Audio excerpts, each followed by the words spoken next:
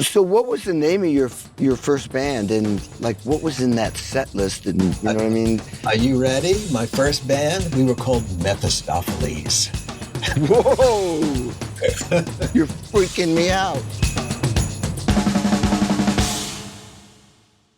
Bald and beautiful, just like me. Joe Satriani, the Satch Man, is one of the greatest guitar players in the universe, and at the highest level imaginable. I mean, he's created his own style of playing, his own sound, his own language on the guitar, which is not an easy thing to achieve. Joe has 15 Grammy nominations, sold over 10 million albums, making him the best-selling instrumental rock guitarist of all time. I mean, that's pretty heavy. The first time I got to play with Joe was when we were jamming with Mick Jagger, you know, the lead singer from the Stones. And Mick was looking for a drummer and a bass player to make his next record and go on tour with him. And Joe was already playing with him. And Joe had hair back then. I might have had too, but I can't remember. All right, let's fast forward to many years later. I did a US and European tour with a badass supergroup called Chickenfoot.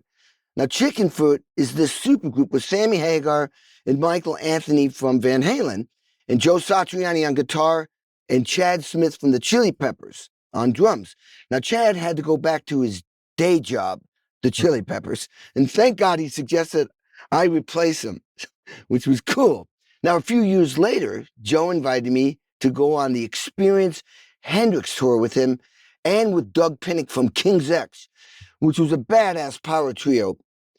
And all three of us were these bald guys. So I called ourselves the Bald Amigos. Anyway, finally, I've recorded Joe's last two records, Shapeshifting and The Elephants of Mars, and have been touring the world with him ever since. So, the bad, beautiful, and badass Joe Satriani.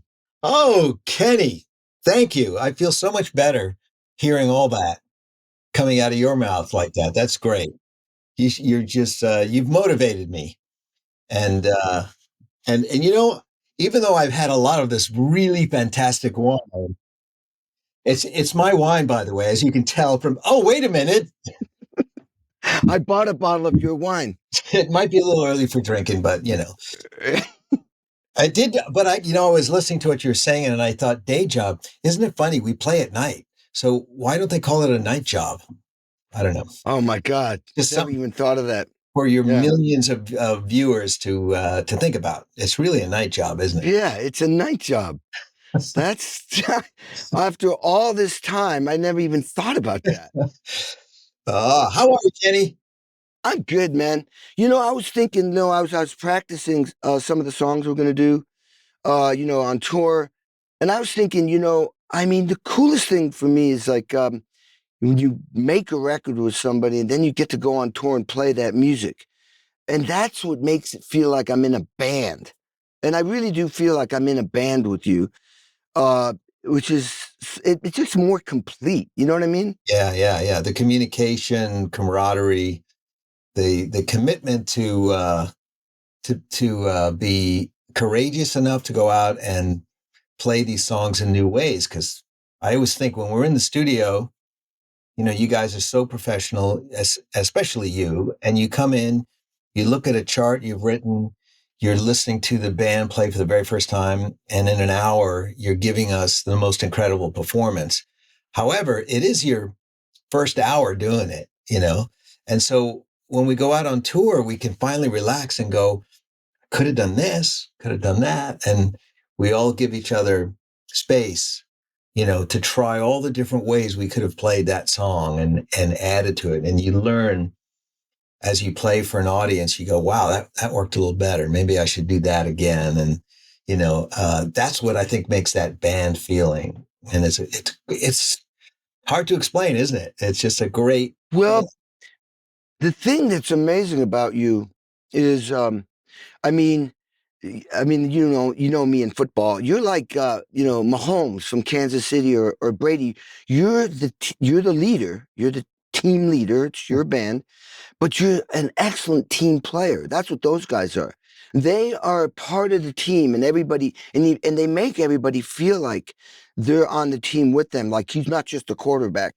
So you have this incredible team leadership where you make us feel like we're all in it together.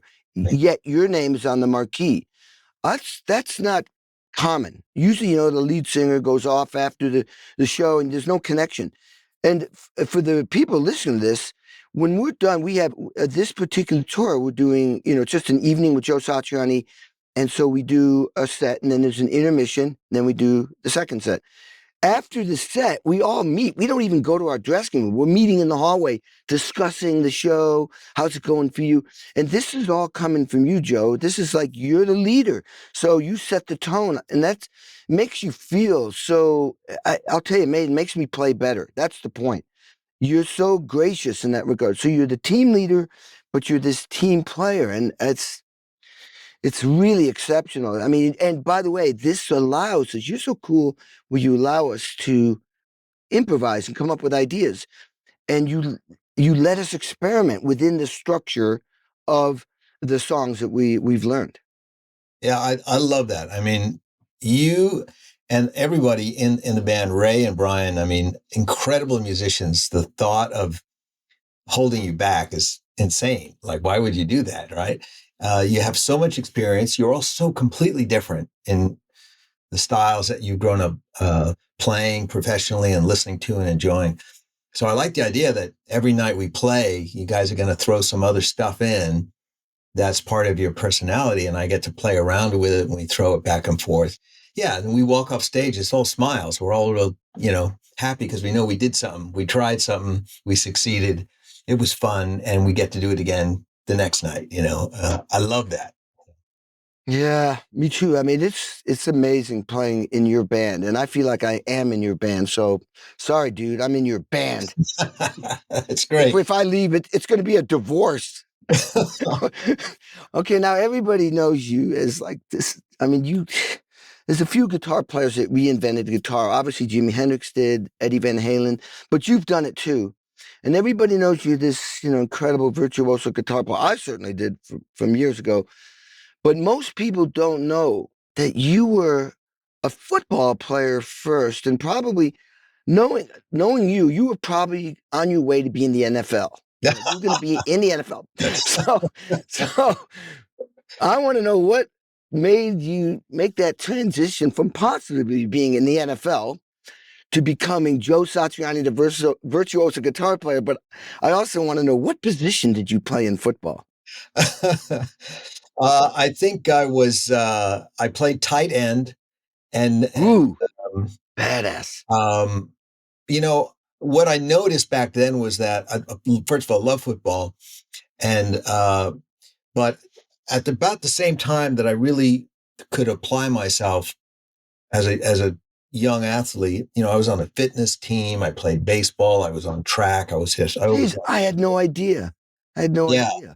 I was also starting to be a guitar player. Made that transition from a failed drummer to a guitar player, and I play a game and I'd go like, wow, my fingers hurt. What did I do? You're in the game, you forget about it. It's very physical and you have fun. All the hitting and everything, it's all part of the game. So, but I started to see, well, this is not going to be a good thing, protecting my fingers and being an effective team member. So, I started to notice that. And also at that age, kids who were destined to be 6'5" and 300 pounds were starting to get that way, Yeah. 14 years old. I mean, that's when it really starts to happen for guys. So, and I wasn't, and I thought, well, I don't want to be the NFL's shortest, most collapsible player with the shortest. I'm getting creamed by my teammates. Uh, yeah, it was a natural thing. I actually made the transition from football to full-time fitness team. They don't have those anymore, but back in the old school days at the Car Place Public High School, we had a great ex-Marine gym teacher. Guy was nuts, but he was a great trainer. And I think we went to West Point and we did national competitions. I think we won 4 years in a row. This little Wow. public high Didn't school know from Long this. Island, and so that was great because there was no contact. It was all just running, jumping, push-ups, sit-ups, all that kind Yeah. of stuff. And it was perfect because it kept me in shape for rock and roll. So that was great. I could still be out there playing. Back then when you could play bars when you were like 15, 16 years old. And I was doing that with different bands. But I was still in really good shape. And eventually, though, what got it is this ironic, actually. And you would get this, which is I eventually was presented with a choice: cut my hair or quit the team. And because my hair was really long, I mean, I looked like Tony Iommi. So I was like, I'm not cutting my hair, like rock and roll was my life. So, and I, But well, I already got the fitness body. You know, so I said goodbye to the fitness team and dedicated myself to my hair, which then fell out. So, I know. It's like, yeah, we that's why I said we're bald and beautiful. yeah. Um, but it's okay. I got a whole collection of hats, every color you can think of. As you know, you've seen me wear them. Hey, though, because I didn't realize. Oh my God, I'm learning something here. I didn't know that you were the jock you were. I was that guy too. But I'll tell you what, the takeaway from all that is the discipline. I mean, once you learn that discipline, you can apply it to anything. And so I mean, obviously you were like an intense practicing. You were practicing intensely all the time. And you learn that. You got to learn that at some point. You got to learn that discipline. And so probably you learned it with all that with that Marine, drill sergeant coach, training guy. And that guy was about my height, and he was slim and in really great condition, not an ounce of fat on him. And and I was the same way. I mean, I was a small kid. I wasn't the strongest kid in the class ever. Wasn't the tallest or anything. So I looked at him and I thought, wow, this guy is frightening in what he can do with his body. And he was a martial arts. He had a couple of belts in different martial arts venues, and he was an inspiration because he would show you how to apply yourself, how to have that discipline that you mentioned to work with what you had. And when I started to play, I realized, well, I'm not the fastest guitar player. I'm not the guy with the best clothes or hair or loudest amp or anything, but this is what I got. So how do I work with it? And it's that discipline that you can apply, from fitness team, football team, whatever, to work with what you have to the fullest extent every day, 100%. Drove my family and my friends crazy because I was just maniacal about practicing. But that's because I knew I had less to work with, I think, than some other folks. So I knew I needed to work harder. Yeah, I can totally relate. But now you said a second ago you started on drums. So Yes, there was drums your first instrument? yeah. When I saw a young kid, youngest of five, and in my family, my kids, my other siblings were perfect age for everything that happened, late 50s all through the 60s, and I was the little kid watching the whole thing happen. So when Stones and Beatles and anywhere from Chuck Berry to James Brown was happening, it was happening big time in my house. I was too young to, go to concerts or do anything. I was just a little kid, but I watched and enjoyed just the great vibes every time the music was happening in the house.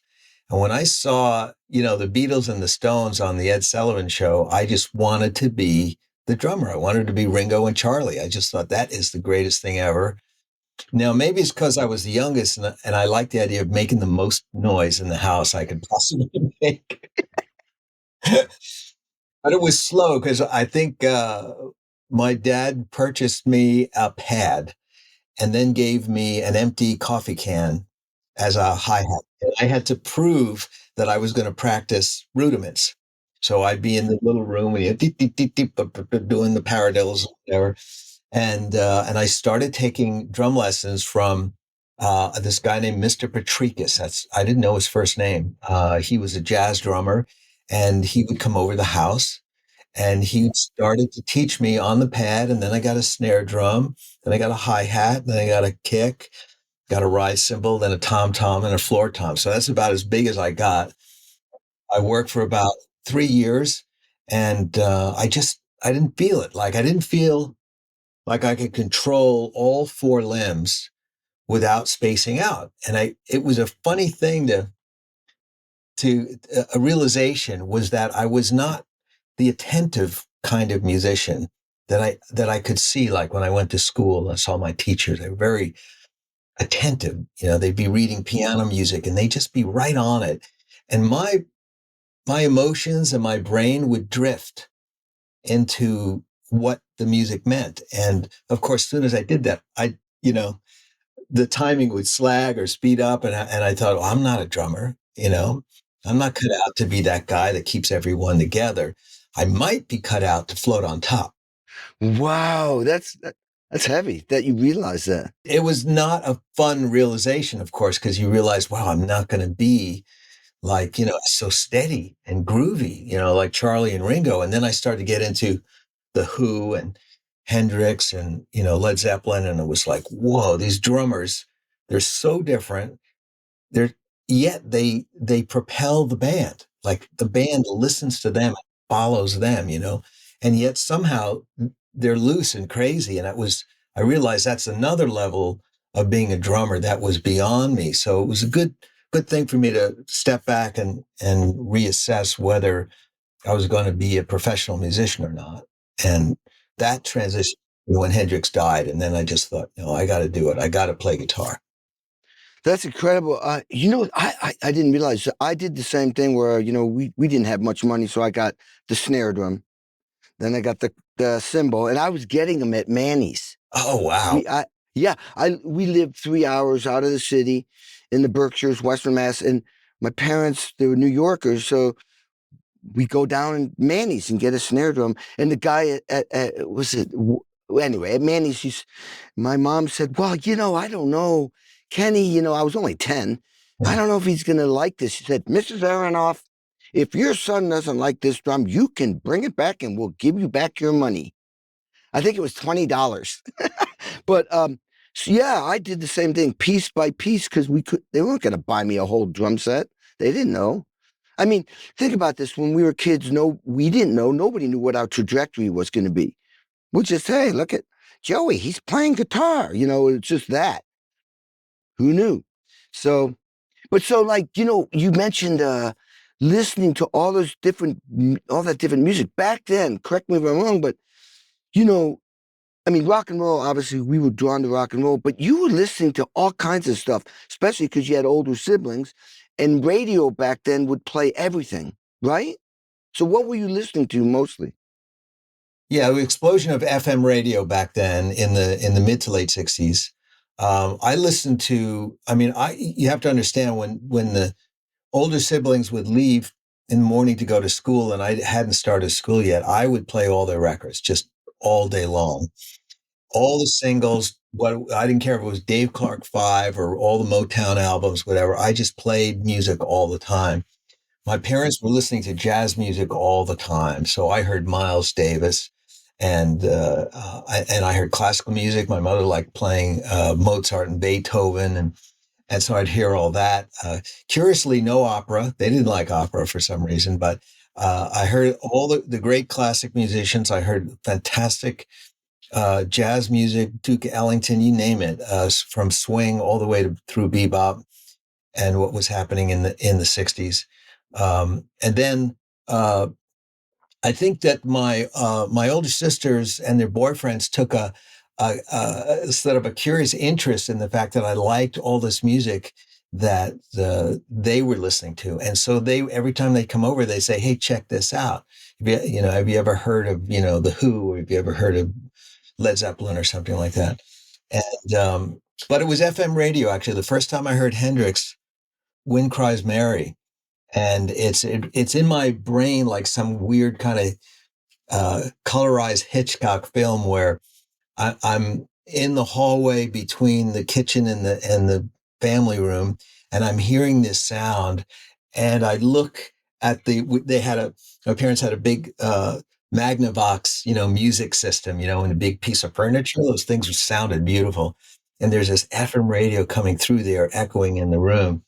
And I hear Hendrix playing Wind Cries Mary, and I'm transfixed. And it's like tunnel vision and depth of field camera, And I just walk into the room and I'm staring at that and I start saying, "What is this? Who is this? What's happening?" And I swear my DNA was changed at that moment. Just being bathed by Hendrix music, and that it was so beautiful sounding. The rhythm was just unbelievable. I just don't know how to. I just still don't know how they did it. I just don't know how those three guys. It was so wonderful, and we celebrated that on the Experience Hendrix tour. That wonderful group. Well, dude, mine was Purple Haze. So, like you, I was listening to whatever was on the radio: the Beatles, the Beach Boys, Neil Diamond, the Mamas and the Papas, all the stuff. But when Purple Haze came on, I was like, "Whoa, what is this?" I ripped all my posters down in my bedroom except for the Jane Fonda one. I kept Jane Fonda there. She was on the beach, with no clothes on, but everything else was Hendrix from that point on. I even put Sun. He played Sun amplifiers, right? Yeah, for a while there. Yeah, he was playing Fenders. Yeah, Son. So it was all Hendrix. That was it. And I remember at Christmas, I was in my room. I was 13. Got the Are You Experienced record, and I play one side, flip it, play the other side.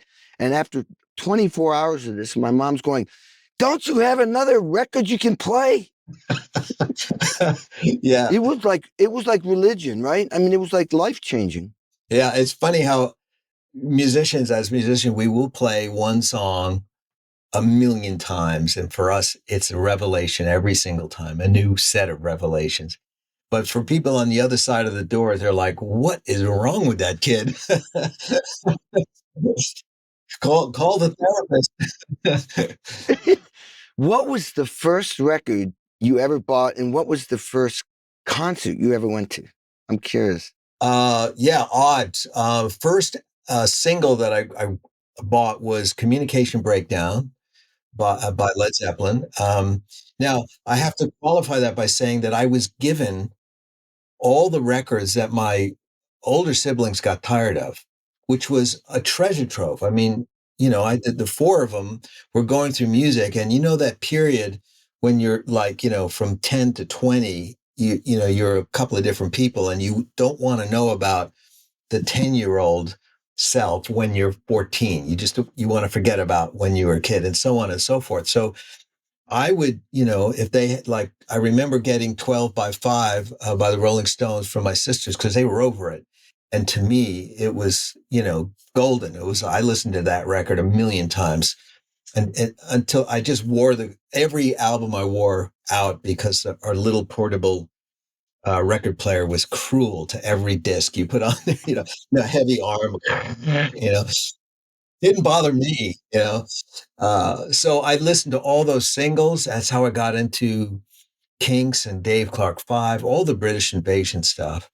The Motown stuff was more on LPs, and my middle sister Marion was really into that. She was more of a dancer, and she was an acoustic guitar player, so she had that rhythm in her, and she appreciated that kind of format.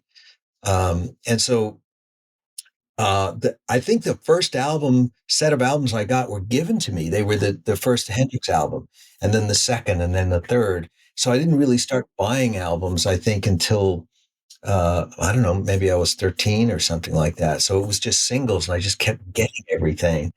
My brother would give me a John Lee Hooker record.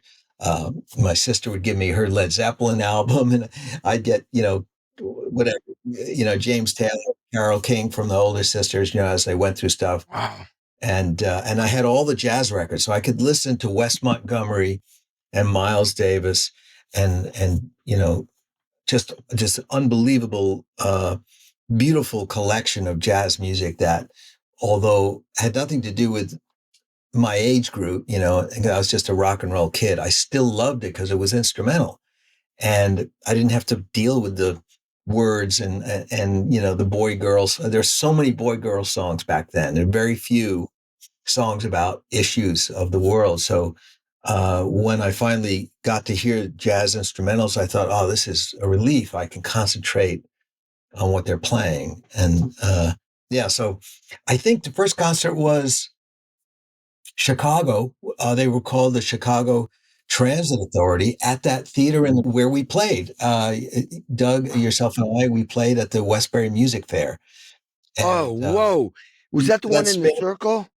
Yeah, It yeah, spins? You yeah. That saw was the Chicago there? yeah. Holy They were crap. amazing. I remember. I mean, poor Terry Kath was standing right next to his Marshall stack. He had nowhere to move because that stage is small, right? I And know. So it was amazing. He sounded like Hendrix. I was he was, floored. And then yeah. maybe about 2 weeks That, after that, at the same venue, I saw Jethro Tull. They totally blew my mind. I just loved it. was that the stand-up album? The stand-up album tour? Yes, it was. Yeah, yeah, I saw that tour. yeah. Yeah. I Just saw them opening up great. I for the mean, Who. Yeah. they were so exotic. You Yeah. know, when you're a kid growing up in the States and in New York, I'd never seen that. Whoever they were, they looked like they crawled out of a wood cutting of some sort of medieval, British folklore, and there they were on stage playing absolutely amazing. Just wow, just That's great, a good great. start, man. Yeah, and then I think So what maybe the third one was Steve Miller at the Fillmore. talk Yeah, about full circle. I know. It's funny. I got to tell you this funny story. So I played with Steve quite a few times over the years, and uh, we did a show with him back in 1990. We did some openings for him, and that was the first time I met him. So we go way back. So I had to tell him the story of when I saw him play in 1970 at the Fillmore East in New York City. And I was up in the balcony with my older sisters and their boyfriends. And I just thought the show was the most magical thing ever, for a little kid. I just turned 14, I think.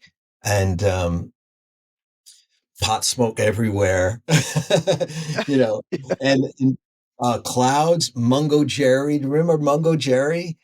In the No. summertime when the Oh weather is, yeah. yeah, Da, that, da, da, da, uh, da, da, da, da, da, yeah. da, Okay, so and then Steve da, da, Miller. da, da. When he came out, it was kind of heavy, and it was just Yeah. great band. He was tremendous. I was a big fan of his records because my older siblings had given them to me, so I kind of knew who he was and his catalog. And so anyway, I tell Steve like I saw you when I was 14, and I've been such a huge fan. This is so great that we're playing together. And he goes, "Where'd you see me?" And I tell him the story, and he tells me the backstory, which is crazy. So, okay, so I don't know if you remember, but I was managed by Bill Graham. So I knew Bill for quite a few years before he passed away. And Bill was a very forward thinking promoter. He would do anything to make shows really great. And he was tough on the staff and the bands and everyone because he just wanted great shows. So it turns out Steve tells me this idea that Bill comes to him and he wants to, spice up the show. And he gave a bunch of red plastic clown noses uh, to the audience during or right before Mungo Jerry came out and asked the Mungo Jerry guys to put it on when they played their big single because it was a huge hit single at the time Yeah. in the summertime. So, of course, when Steve Miller comes out to play, and the gag is over. I mean, and I was immune to this because I was in the balcony, so I didn't see really what was going on there. So Steve tells me he gets out there, they start playing. Hendrix had just died, so he was in a serious mood. It must have been, late September, something like that. And he comes out and he does like a tribute to Hendrix, and then he starts the set. But they're not jumping around trying to get everyone to smile because they've got this heavy feeling about Hendrix dying. The audience, for some reason, decides they want to throw these plastic clown noises on stage during the whole set, right? But because of where I am and because I'm, spaced out little kid, I just didn't notice any of that. I just, I was up there thinking I'm hanging out with like grown-ups listening to rock music and smelling weed. That's what I remember. But the fact that he had such a terrible experience, and he said when it was done, he chewed Bill Graham out for that. He said, "Why would you do such a thing like to me? Like ruin the whole night." It just goes to show you the perspective between the audience and the band is so different. Incredible. The two different stories from the same night, you know? So what was the name of your first band, and like what was in that set list, and you know what I mean? Are you ready? My first band, we were called Mephistopheles. Whoa, you're freaking me out. Yes, Mephistopheles. I don't know where I have it. I still have our business card. Why did No we have kidding, yeah. available for like parties and whatever concerts? And so what was on that set list? What songs did you play? Oh, James Gang, Black Sabbath, Led Zeppelin. We could barely play. I mean, really. And it fizzled really quick because I got absorbed into another band, and they were called Mishwakan, which is how we pronounce Oaxaca on Long Island. And why did we call our band Mishwakan? It was because we heard that that's where the best weed came from. So yeah, these were slightly older guys. They were like 1 and 2 years ahead of me in high school. So that's when I really did my first performances, high school dances, battle of the bands outdoor at the park and parties. Fantastic experience for me because that, when you're 14 and you're playing with a 16-year-old, the age difference is huge, and I just learned that whole idea about playing with people is so important. You don't go up on stage and just play the bit that you worked on at home. You have to forget about that, and you have to just play with people. You have to lock, with everybody in the band, and yeah, that's what I learned. I think that's the next level. It's like when when you flip that switch where it's not just about me. It's not just about me. It's about we. It's like suddenly, oh, my part affects that part affects me, and then it's so much better when it's about we. And but when you're little, you're thinking you're focusing so much on your instrument, it's all about you. But that's what the big difference is, to make that shift. A perfect example of that would be that silly story about the Steve Miller Show, where there's so much going on stage, but there's a little 14-year-old in the audience, and he's not aware of any of that. He's just up there thinking, this is the greatest thing I've ever experienced. I'm at the Fillmore East. I'm watching these great bands. I'm hanging out with cool people. And that's what the audience experiences. They experience the whole thing. And even if they're concentrating on the band, they're experience the whole band as it comes off stage together, So you're absolutely right. It's not about me. It's about you and me. Forget those other guys, Kenny. It's about you and me. You and me, right? So okay, so when did you realize I ain't gonna be the singer, or did you always want to be the singer? No, never, never. I actually, when I was going to Carr Place High School, it was still governed by the New York State Board of Regents. So if you were wanting to get credits for college for something that you were uh, working on, like music, you had to go to these Board of Regents where they would test you. It's fantastic. I mean, public schools don't have any money for this anymore.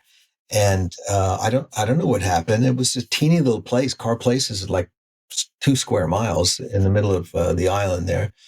But our music teacher was a Juilliard graduate. I mean, he was a fantastic pianist, and he had a degree from Juilliard, and he knew his stuff, and he was a freaky guy, and he didn't mind that we had hair way down past our shoulders, wore motorcycle boots, and played Sabbath and Zeppelin and James Gang and all that. He got through to us, and I, believe it or not, got accredited singing bass in the chorus. So I kind of liked all music. I loved standing with 20 kids and singing some beautiful, classical choral music. I'm sure other kids thought it wasn't cool, but I thought it's music. It's beautiful music. And when we sing it right, it's like this beautiful diamond you dig up from the past. Some other musician thought of it and made this beautiful thing. I also realized, though, that my range was small. I sang bass in the bass register. I wasn't particularly great at the low notes, and I certainly had a limited high range. But I loved the experience. But I thought, I'm not going to be that guy. I'm not going to be the Robert Plant guy. I want to be the Jimmy Page guy. And so every band I was in, I would just try to be like Jimmy Page. That fit my personality better. I didn't want to be out front. And the experience of watching Hendrix be tormented by his own stage success as a stage performer was a lesson I took to heart right away. And because when he passed away, I read all the stories, and I was growing up, and I started to realize, wow, these grown-ups have problems based on what they feel the audience expects of them.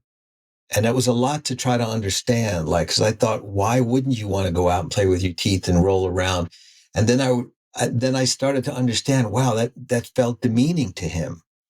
And he wanted people simply to listen to his music. So early on, I thought, I'm not going to start there. I'm going to start hardly moving. I want to be the guy hanging out with a drummer and a bass player. And I'm not going to, if I'm lucky enough to have a career, I certainly don't want people to think that I'm going to set my guitar on fire every night. That's not going to work. I don't have money for all those guitars. Yeah. Yeah. And then the whole, spinning the guitar, running around, I just thought, I don't want to be a circus performer. That to me, that killed my hero. So I thought, just avoid that. Just concentrate on the music, try to reach people with the melody and the harmony, and and just be the best musician you can. That was the important lesson I learned from that whole era. Well, that definitely worked out for you. So okay, so I've done 2 records with you, and both of them to me were some of the best stuff you've done. I mean, Shapeshifting was like this planet, but then the Elephants of Mars was like we went to a whole nother planet. I mean, so I'm just curious, like, so when you write when you come up with okay, I'm going to do this record. I mean, what inspires you? Do you have a whole method, or you just fall into it? I kind of fall into it. I wait until I start to get an unstoppable kind of inspiration inside that's saying, this sounds cool, this feels right, this interests me. These could be some unusual rhythms or harmonic structures that seem to just fit with how I feel, my spirit at the moment. And sometimes it comes right as I'm finishing an album. Sometimes I have to wait like 6 months to clear out the album. Like The Elephants of Mars was a very big, diverse album. I covered so much ground that I think getting over it was way harder than some of the other records I've done that were more narrow in their stylistic scope, like one kind of sound. I kind of felt that way. Like after I did Surfing with the Alien, it was so oriented towards celebrating rock music that I missed. I just put a lot of celebratory kind of stuff in there that when I finished recording it, I just started writing Flying in a Blue Dream almost right away. And that album became expansive and in style and scope. So I was just the other day, I was beginning to feel like I'm onto a new thing now, but it took how many months, a year for me to get to that point where I thought, okay, next thing I do, I want it to be raw for some reason. So that's the only indication I have right now is to make it more live and raw. So it's good that we're going on tour. Yeah. Well, dude, I mean, the Elephants of Mars, I mean, damn, to me, that was your heaviest record because it was so complex and so diverse and had a serious, everything was kind of serious, but not in a bad way. It just was like intense. But maybe it had something to do with we were going through that, that horrible pandemic too. I don't know. Yeah, yeah. I think that being at home and separated from everybody gave me more time to reflect. I was certainly so bummed out that we didn't get to tour Shapeshifting right on time. Everyone was like packed and ready to go to the airport. We were just, it was really hard to figure out a way to get all that energy to dissipate somehow.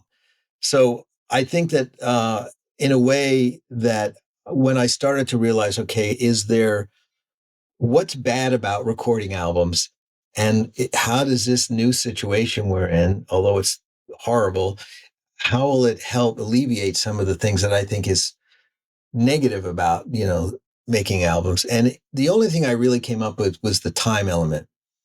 Like when we were doing Shapeshifting at Jim Scott's, you have to rent the building and Jim's available for only certain times. And then your career and Chris's career, and everyone's got gigs. And so the scheduling's important. And then when we get there, we've got to work really hard.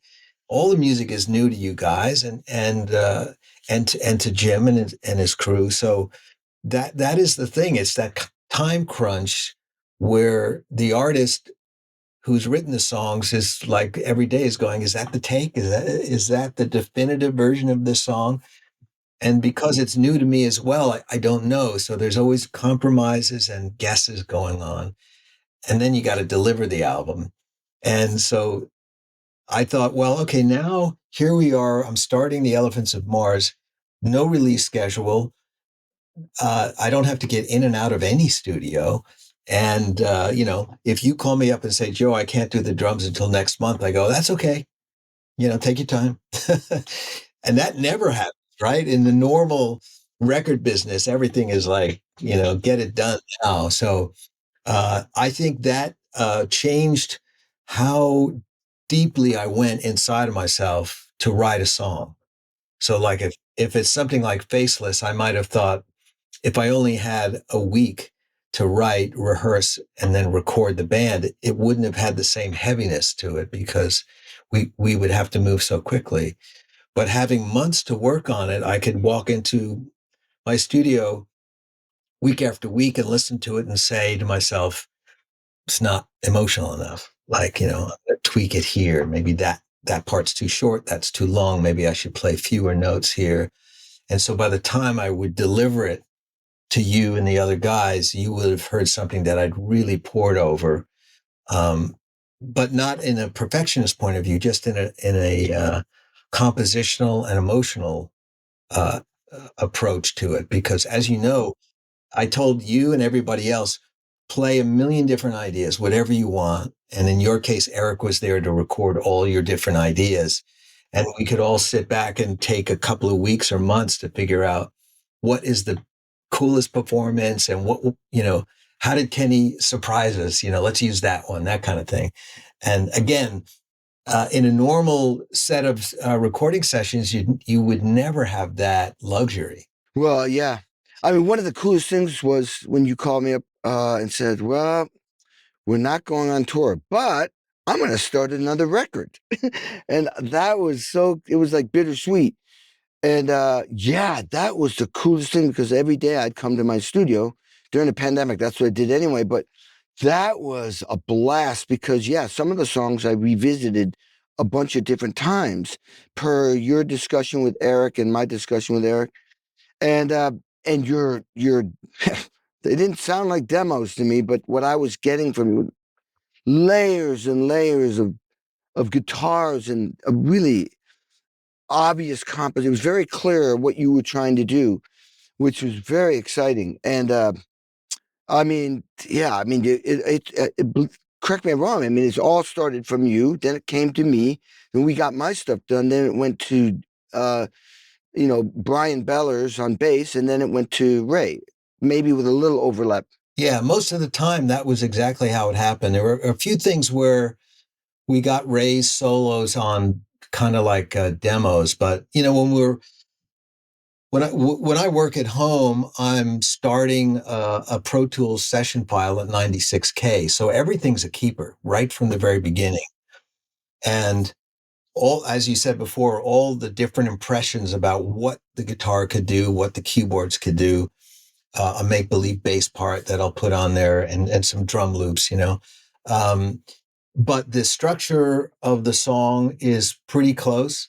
The tempos are locked down, and there are lots of performances that the other musicians can draw from. So, you know, Eric was our center guy who would, you know, put all these impressions together every time someone would send him something. But we were using email.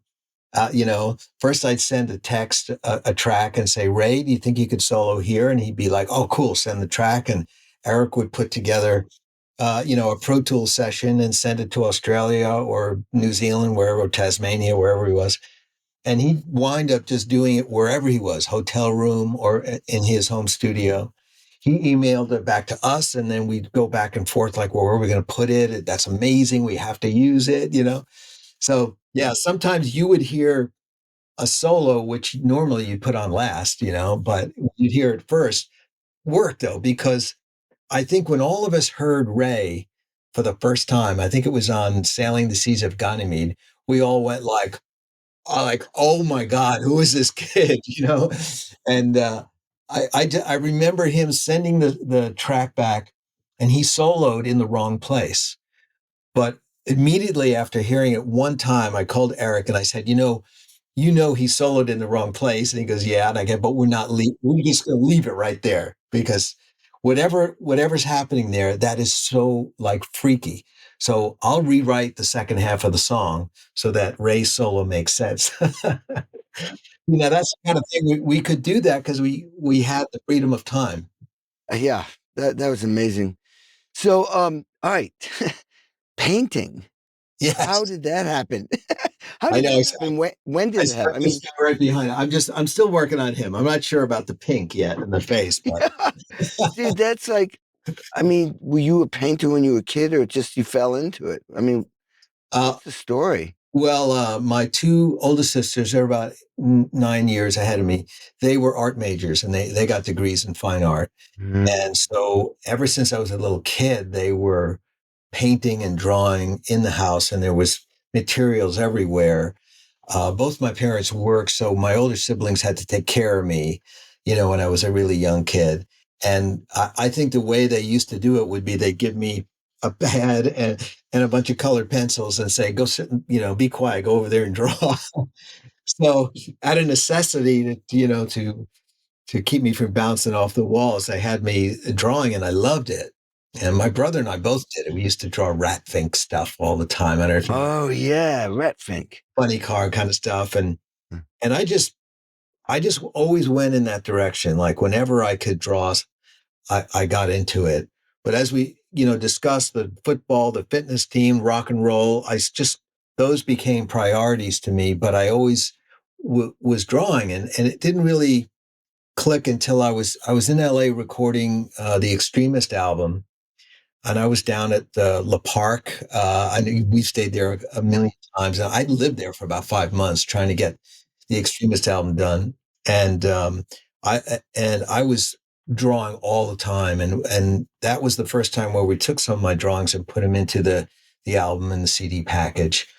And then D'Addario suggested we do some stuff with straps and picks, and then the drawings wound up in posters and T-shirts and hats, and then then I started to digitize them, and they wound up in the backdrop during the live shows. And about 8 years ago, I turned to Rabina, my wife, Rabina, for those people who don't know Kenny, you know her quite well, Oh, she's amazing. She's the coolest. and she's got a degree in art as well. So I turned to her and I said, Rabina, help me.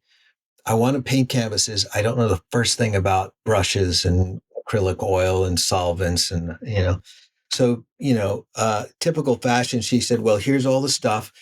Go, just go, make a mess. It doesn't matter what you do. Just take." Because she knew from scribblings all over the house, everything I've done, that there was no controlling me. She just had to give me the opportunity, and so I didn't even know what canvases to buy. I mean, I didn't know anything. about the basics of being a painter. I just knew how to be creative with it, you know. But it's important if you're going to sell art that you do it with the proper tools, so it doesn't peel and fade and all that kind of stuff. So I started with basically my odd faces, and then I started to get into work a little bit more realism into it. Um, and then a funny thing happened years into my development as a painter. I met the guys, Corey and Ravi from Scene 4 Art Collective down in LA. And they, as you may know, they do this series of really cool art pieces where they film a musician playing in the dark, wearing gloves that have LED lights on their hands and maybe other parts of their body. And as they perform, they do these time exposure shots that aren't completely obscuring the musician, but the trails of their movement winds up being a beautiful artistic statement of their musical energy. And so I spent a day in the dark playing my guitar really loud with these gloves on. And during one of the breaks, I was talking to Corey about the artwork I was doing, that I was on this journey last number of years trying to teach myself how to work with canvases. And he immediately said, we should do something together. Let's, send us photos of your artwork. We'll put them into our, Scene 4 machine, and we'll create these prints and we'll send them back to you, and then you can paint on them. And I was, whoa, that's so crazy. I never thought of that. I was looking at a blank canvas. Um, and things went really well. We had a show actually when in 2019 when we were doing the Experience Hendrix tour, and that got me very excited because, as musicians, we do concerts and we go to radio stations, and we have ways of being public with our music. But walking into a gallery and seeing your artwork and talking to people like it's a cocktail party, I just felt that the exchange of emotion and creativity to a fan right there was really powerful. It was like, doing an intimate concert for people or something like that. It was just really fulfilling artistically. And from there, they introduced me to Christian O'Mahony, who runs the Wentworth Gallery. And they've got, I think, 10 galleries from Miami all the way up to New Jersey. Um, and that blew my mind because he said, well, we'd love to have like 300 pieces. And I'm like, what? It's like, how do I do Whoa. 300 pieces? I was looking at my art room and I think I had maybe 50. And they were like, no one would buy those. They're like really weird looking faces.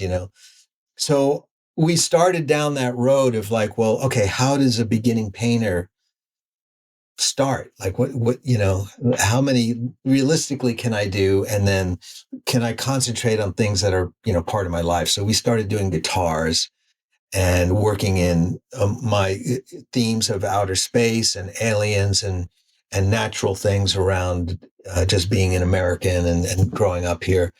And all of a sudden I'm doing gallery shows. We're selling hundreds of paintings. And just this past weekend, I was in Atlantic City and King of Prussia, and I was actually performing in the art gallery on guitars that I painted. I mean, the experience, it blew my mind because at one point I'm about to play, I think, If I Could Fly, and I'm standing there holding a guitar that's freaky looking because I painted everything on it. And there's a small group of people, maybe 25, super intimate, small amps, everything's pretty quiet. And I'm looking around the room and all over the place, I just like the freakiest things that I paint. And I was just thinking, wow, this is so crazy that I almost like went back in time to when I was a little kid and I was in my bedroom and there was, you know, Alice Cooper and Hendrix posters on the wall, and I'm playing my Fender Telecaster thinking one day when I'm a grown up, I'll be able to do this all over the world. And it was a great moment just to, and to hear the stories from the art patrons that, you know, this couple used Always With Me, Always With You for their wedding song. And this person, had a connection with this song. And it always touches your heart. And so it's always a very emotional experience for me. And having the art there makes it like double, it's hard for me to explain. I'm sorry if I'm going on and on with my words, but it's a beautiful experience for me each time I do these things. That's so cool. That's so cool that you've fallen into another thing that's just so exciting and brought those two worlds together. But do you feel pressure like all of a sudden, well, we need 200 paintings where, you just kind of do it when you want to do it. Now all of a sudden, holy, it's a job. As just like anything else, it's teamwork. You can't do anything by yourself in this world. You really don't. You get raised by people who love you, and you work with your friends. Hopefully you get to work with friends, people you really love. And this thing I'm doing now is the same thing. So here's a typical example. We wanted to paint a whole bunch of guitars, and my partners in the music industry, the Ibanez, were kind enough to sell us a whole bunch of guitars at cost. The gallery buys the guitars. They ship them to me. I have to take them apart, sand them, paint them, but they're not sealed. So I have to send them off to this really great painter named Jerry Dorsch, and he does this beautiful sealing of everything so that after he seals it, any musician can take that guitar to a gig, and the artwork's not going to rub off or anything like that, and it's protected from UV rays and everything. So that's, I've got partners who have helped, me Yeah. along the way. Then I get the guitars back. I put them together just a little. I check everything, make sure, if I need to touch something up, I do that. Then I have to send it to Gary Brower, my luthier. Now, Gary puts it together and makes sure that it's totally pro. Like anybody could pick it up. Like you Right, could of pick it up course. and you could play the Star Spangled Banner at the Raiders game, and it would sound great and it would look awesome. And Let's try that. Let's let's try try that. that. No one will notice, right? The I do, I'll tell glasses. you what, I'll hold the guitar, but you stand behind me and play. I'll do that. We should try that.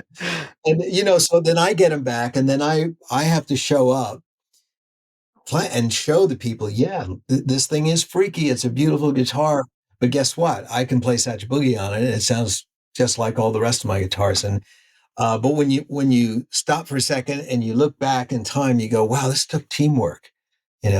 Great, talented people helping me eventually, make this guitar. So yeah, when I say things like, yeah, I did this, it's like I'm actually saying me and the team, helped it together. It always takes teamwork. Totally. I'm all about teamwork. I mean, I mean, teams win Super Bowls, not individuals, and World Series. I mean, it's the whole team.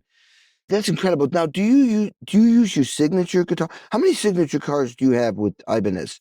Ah, I try to keep it down to about 200. I mean, who can play 200 guitars, right? So Well, on but tour, how much are they all your signature model? No, yes, they're yeah, not. yeah. They are. Wow. Yeah, I used to have uh, you know, a big collection of vintage guitars, maybe going back 20 years. Yeah. But I'm a terrible collector because I relate to instruments on an emotional level. I pick it up. If something great happens on that instrument, then we bond, and if it doesn't fight me in any way physically and I hear sounds that I like, I fall in love with that guitar. It doesn't matter if it's brand new, if it costs $400 or $40,000, that I don't care really. But if I pick up a, $350,000 Les Paul and nothing happens, I'm not impressed because I'm not a collector. I'm not thinking about investment in the future or anything like that. So I just get rid of that stuff or I never buy it. So my vintage collection is teeny now, maybe 10 guitars, and there's only two or three that I've had for more than 10 years because they were great. They were, ugly looking things beat to all hell, you know. But when I played them, they worked, and I've put them on just about every album, you know, since I picked them up, since the early 90s. So most of the guitars I've got are like these, you know, chrome and all the different colors that we work on. Every guitar that we sell, there must be 8 prototypes, and they're kind of Frankenstein looking. So I wind up with them, and they're, you know, they're in a, you know, a safe location, and I refer to them, but I don't play them. I play the final product. Um, Yeah. so I'll bring maybe 8 or 9 on tour, you know, as backup. Sometimes you need a guitar in the afternoon for a press event, and or sometimes you know, guitars don't react well to a new environment because it's more humid than normal or drier or something. So sometimes it's nice to have a secondary instrument to pick up. So yeah, that's what I love doing, is just developing those guitars so that they offer the least amount of resistance. Number one, to my strange way of playing and my anatomy, and number two, I can get things out of them that I just can't get out of, let's say, a Strat or a Les Paul or SG or Telecaster, things like that. You know. When did you get, like, when did that, I mean, I can imagine when Ibanez approached you about having your own guitar, you must have freaked out. Like, oh, you kidding me? I get my own signature guitar. Right? Did they approach you first? Yeah, it was a funny little thing because I guess late 70s, I was still working at a guitar store called Secondhand Guitars in Berkeley, California, and I was teaching like 40 hours a week. And I was building my own guitars from parts, and they were kind of like Stratocaster parts with humbucking pickups and testing new vibrato bars and things like that. And I kind of like the feel. I like the, you know, for guitar players listening, I like the 25.5-inch scale of the Strat, the Fender guitars. I like the pickups of the Gibson guitars, the humbuckers. And I was playing in a kind of a new wave power punk band at the time called the Squares. And I needed those humbucking pickups. So like a lot of people in my generation who had been playing for a long time, we finally said, we want Fender and Gibson together in one guitar. And so I was playing those. And at the same time, my buddy Steve Vai was starting a relationship with Ibanez, and he wasn't quite sure about what they were going to be doing. So he called me up one day and he says, "Can I send you a guitar and tell me what you think, you know, about what they're doing?" So it was one of the early gems, and I thought, well, this thing's great, you know, is big for me, but Steve's a big guy, and I could see where it would really work for him. And he had pickup configuration, same thing as me, 25.5-inch scale. So we were on the same page as far as the structure of the guitar. And so I reported back like, yeah, this is great. You can get to, you know, your own crazy shape. They'll put the monkey grip in there for you. You know, that was the thing he was into doing. Um, so he said, well, you know, maybe they want to send you something. Do you want me to put you guys together? So I said, yeah. I wasn't thinking anything, you know, at the time. Yeah. And Surfing had not yet been released. So None of the Surf, my first album, was out. Was it out? Yeah, it was out. And we were maybe 3 months away, I think, from releasing the Surfing album. And so they called me and they said, you know, they heard an advanced copy of the album and they really liked it. And they said, "What are you playing? Can we make you something?" So I said, "Well, I got, you know, my own guitars. I got this Kramer. I got this Telly, you know." So they sent me one of their guitars and said, "We can start here if you like it and then move on from there." And what I liked about it, can I get off camera for a second? Yeah. Yeah. Yeah. We get to see your picture. Yeah. So, so they started, what they did is they sent out this guitar. It was all black. It was a bit of a Frankenstein, but it had these curves, right? And this is basically their 540 radius. They had this idea that this area, you know, where your arm goes. Sorry, for the hairy arm. I'm not scaring little children away, am I? That you know, that it would be comfortable for the player, both as it, you know, was against your body and as your arm is around it. And I really liked that idea because that was the one thing that Tellys and Les Pauls, they always bothered me there. And so I thought, well, this is kind of a cool idea, but could we, so I had them change the shape a little bit, replace all the electronics, change the frets, change the way that the fretboard was finished, the radius of the fretboard. I worked with DiMarzio to make some signature pickups to put in there. And we slowly morphed it into the JS guitar. And that came out a year later. So it's been over 35 years, I think, or 30 years or something like that. Yes, since '88. So that was the year where we started getting stuff together. I think maybe '89 was or '90 maybe was the first actual year of a model, but we started working together in '87. So, I mean, like on all your records, you just use your guitars, right? It's all your guitars, your designs. Not 100%. Yeah, when I'm putting together, I mean, I'm pointing to these speakers here that you can't see, but when I'm putting together a recording, I think, if I've got my main Ibanez guitar playing the melody and the solo, I'm thinking what would be a great complement. And sometimes I think it's a Gibson 335 on the right channel, and I'll put my vintage Telly on the left and see how they all play together.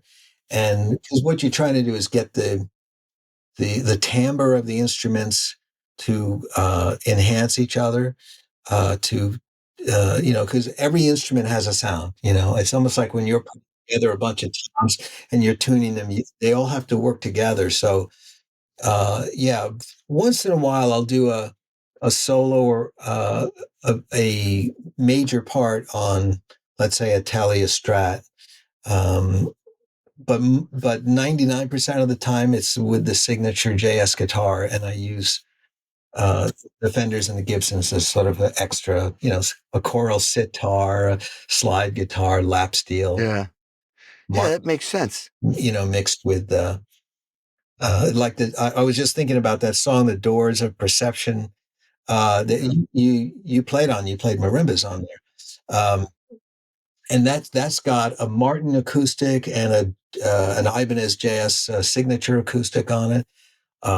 It's got a choral sitar on it. I think I said Dan Electro version. And then all the electric guitars are my signature JS Ibanez model. Right. It took all those different instruments to create that dreamy sound for that song.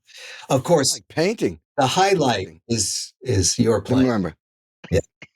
But it's like painting, I guess, combining colors. Yes. That color came from this, and this. Exactly. Right? Yeah. Yeah. Okay, I got to bring this up. So I had no idea, but I did a little research. So I like that movie Sling Blade, one of the weirdest movies in the world, but brilliant. Yes. With Billy Bob Thornton. And all of a sudden I read that you wrote, or they used your song, The Bells of Lal, Part 1. And they did? Yeah. You didn't know, dude, I'm reading this. I read this and I went, I had no idea. It says, they said they used The Bells of Lal, Part 1, which is featured in that eerie scene where Billy Bob Thornton's character is, sharpening the blade of like a maybe a lawnmower, which is going to be the sling blade to kill Dwight Yoakam, who's being a complete jerk. And your song is in that eeriest, the creepiest moment of that movie. Did you know that? I didn't. Sometimes these licenses for short usage, they come and go, and the office takes care of them. Because my question was like, dude, how do you feel when you wrote the song? The intent was not to be in a scene with someone sharpening a blade to kill somebody. I'm like, okay, wow. You never tell. I remember. Remember that guy David Koresh, that crazy. Oh yeah, right. Yeah. So Stu Ham calls me up one day and he says, "Man, have you heard that interview? David Koresh and the expose. The guy had your posters up in his in his Whoa. church, and he had a band and he would jam, and I was like, oh, I hope nobody else knows about this. Yeah, I know that. Your worst nightmare. Yes. You always hope that it's just, no, people use this for the wedding and they use this for some other good Yeah, yeah, ceremony. yeah, yeah, yeah, yeah. You All never right, know. so let me ask you this though, because this is pretty heavy. So surfing with the aliens became this mega successful record, but it has no vocals. I mean, that's like that was a big breakthrough, probably in the music business. I mean, you must have been blown away because it was like it's an instrumental record. It's not even you. Your favorite records were with vocals, and now all of a sudden you have this big. I mean, it charted really high on Billboard, didn't it? Yes. Yeah. Yeah. Six I weeks we mean, stayed in the top 30, that's and insane. yeah. And yeah, millions of copies around the world. Yeah. Multiple Your platinum. your whole life changed. Your whole life changed at that moment, didn't it? Yeah, I remember in late October, the record came out. I wasn't expecting it to even chart, and I think it charted at like 198, and and I was totally blown away because I thought, I don't belong on the Billboard charts. Right, This is right, right. ridiculous. And the record company was very excited, and then it was like, oh, it's 150 this week, and then the next week, I think you're on the first page. You're like Oh 90, my God. and I'm like, whoa, what's going on? So the president of the label says that, you got to go out on tour. And I said, let me tell you something. I don't Yeah, I don't have a band. I've never played instrument music in front of an audience before. How am I supposed to go on tour? And they're like, well, you figure it out. yeah. So I had to figure out, how to put a band together and how to go out. I wound up playing with Jonathan and Stu quite by accident, only because we had met at the NAMM show. And so Uh, I'm out there on tour. We had a 3-week tour, playing like 2 shows a night, clubs. Even though the record was charging up Billboard, we didn't have any confidence coming back to us from club owners, or certainly we couldn't play theaters. So they said, yeah, but no one knows who you are, so you got to play at 7 o'clock. And 2 shows and whatever. So, and I was losing money just on that 3-week tour. It was like I'd be losing like 8 grand a week. I didn't know how I was going to pay for it. And I got a call from one of my managers, Kevin Burns, and he's laughing and he's going, "You're not going to believe this. This is great. Mick Jagger's looking for a guitar player." I didn't even know like Mick was doing a solo tour. And Whoa, that's when that happened? it's when that happened. It was in January of Mm. 88. And late January, I think I was in Boston or something like that playing. And, and he said, "Can you make it to New York?" And I said, "Well, we're good. We have like 4 shows at the Bottom Line, that little club in the city, Oh, yeah. coming up." I said, I guess I could go there and do the audition and then hang there, until the band follows. And so I just thought, well, I'm never going to get it. I don't look right. Yeah. I'm so out of the mainstream. And he had auditioned 60 of every well-known guitar player.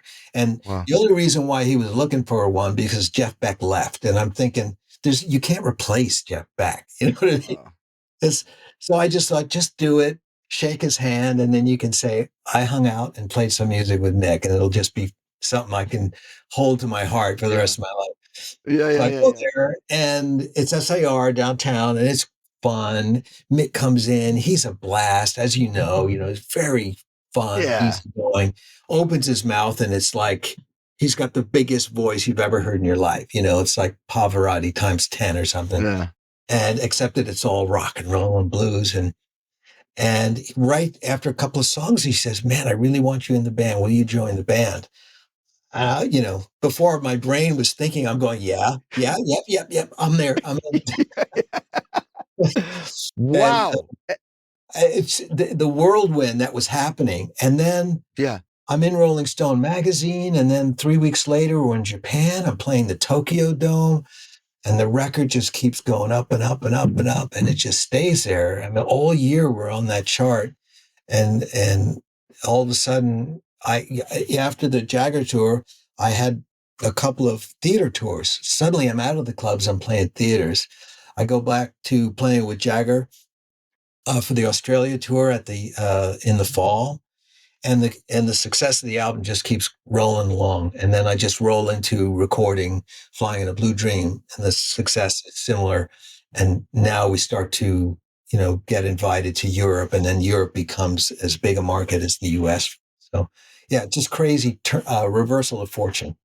Why do you? I mean, this is probably a hard question to ask about. Why was the record label putting lots of money into promoting it, or was it just that right time for people wanted to hear this music that you'd made? I mean, I have to think that's it. We talked about teamwork before. You can never you say that you did it. You can never claim credit. So, because I know how we struggled making the record, we spent twice as much money as we were supposed to. A third of the budget was paid for by me bartering studio time for, my studio session time for free studio time. We had to remix half the record because the studio misaligned the stereo bus. I knew it was just some hardship that went into it. And my producer, John Kunibert, and I really felt that they'd run us out of town once we were done. They'd be like, thanks for the album. Don't call us back. exactly. So, but who saved the record, to tell you the truth, was DJs. And it was like Redbeard in Texas and I know Redbeard. Loop Yeah. in Chicago and all the New York stations, and KLOS in Los Angeles. Oh my God. They would play Surfing with the Alien one side, the whole record without interruption on Sunday nights. I mean, this was a big deal. So the radio stations, the terrestrial radio, because it was pre-internet, really championed the album, and I went everywhere. I played at every radio station. I did every interview. I cut every ID. I did an enormous amount of work because I thought this is unheard of, like instrumental music getting embraced by radio. So I did whatever they asked, and I was grateful to be asked to do any of that work. It was great. Well, the other thing is for people who don't know, Billboard, the top 200, you know, albums. I mean, you're competing with, like Elton John, the Stones, whatever.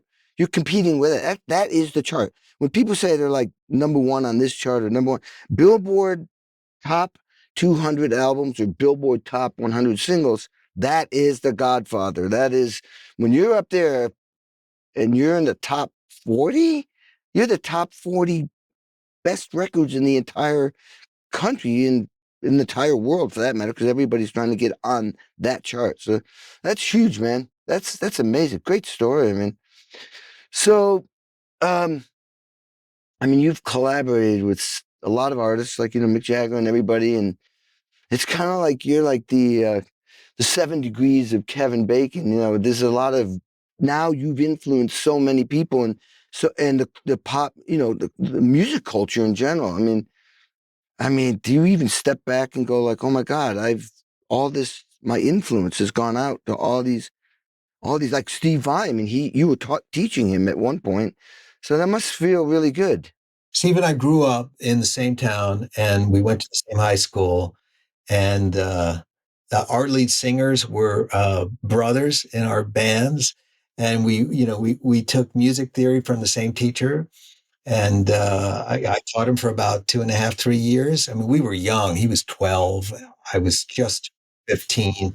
So I was just a year and a half ahead of him as a guitar player. So it was fun. And when I moved out to the Berkeley, California, Bay Area, I didn't really want to teach anymore, but it was just one of those things. I lived across the street from a guitar store. And since I never bought anything there, the owner suggested I do something for it, like teach. So I just sit there and play all day. And he'd say, "You're pretty good. You should be a teacher. And that's where I started teaching Kirk Hammett and Alex Skolnick, That's uh, incredible. Larry See, so Lalonde. like, And yeah, it's just like an enormous amount of fun kids who yeah, were going to change the world with music. I was the luckiest guitar teacher ever. that's incredible. I mean, you've influenced so much, and now you're influencing me. I'm going to start playing guitar on stage because nobody knows the difference until I Nobody hit a knows. note. As No. soon as I hit a note, they'll go, "That ain't Joe." All right, so you got the, your music career is amazing. I'm grateful to be part of it because this is like incredible for me on so many levels, and not just on the music level, but you're this incredible human being and this leader, and it all stems from you. And I'm just saying, man, I've been on a lot of tour buses and a lot of planes. Working and playing music with you is 100% a gift and amazing for me. I just love it. I am so excited to be doing this with you. Grateful. I did 2 albums, completely different, and we're playing live, and I feel like it's just growing now. But so, and you've got this painting thing going on. So what is like, what motivates you to keep doing better and better and better? And I don't think you're a retiring type of guy like me. I'm not, I don't even know what that word means. So what is that thing that, makes you want to keep practicing, improving? It's just who you are. I guess so. I still wake up every morning and I wanna write what's in my heart. I want to explore, the feelings I have and turn them into music. I'm really curious if my fingers are still going to work. It's just like when I was a kid, I remember picking up the guitar and saying, okay, I've got to try to be as good as I was yesterday because I have to prove to myself that I'm moving forward. I'm not moving backwards. So I still have that sort of, nervousness or anxiety about that. And so I'm drawn to the guitar. I want to pick it up and play it and see where I'm at. And then before I know it, I'm lost in a new quest, a new song, a new riff, a new melody, something. So I don't think I hope it never changes. I love it. I love living a creative life. The artistic life is a bit creative, it's not like we have real jobs, but in a way it's once you realize that you're supposed to make music for people, that then you begin to say, okay, so it is a kind of a job. So I should work at it. I need to be disciplined and I need to apply myself. I can't just sit back and play video games. I'm going to work on it all the time. So It's great, man. I'm telling you what, it's like, I feel like, look, I know you, we've hung out, but we've never had such an intense conversation. And I feel like I know you even more now. And I'm really excited about what you're going to write next. And hopefully I'll be the guy playing on those songs. I hope Because so. it's really, well, then it's a done deal. I'll talk hey, can I play with that guy? He said yes. Anyway, Joe, man, thank you so much, man. I feel like I know you more in this podcast we just did, which was a gift that I didn't expect. So, dude, I'm going to see you in Let's do some Europe. more. Let's do more, dude. And I will see you in Oslo. We got to work on our accent, whatever that Yes, is. whatever that is. And I think the secret is herring. We just eat herring and drink. yeah, Uh, something of that nature. What do they drink what up they there? drink, whatever it is. Vodka. On Vodka. the last tour, we didn't drink enough, right? Dude, we were the worst drinkers. I think that's the worst example of drinking I've ever done on a tour. And were doing the same thing. Yeah, no Whatever. alcohol, zero alcohol. Yeah. Zero. It was unbelievable. Well, we'll make up for it in Europe. Yes. All right, Joe, take care, dude. I'll see you very soon. I'm so excited to be playing that music in Europe. Kenny, I love you. I love you, Kenny. Anytime you want to talk some more, you know where I am. All right. There might be a part 2. Good. See ya. Bye.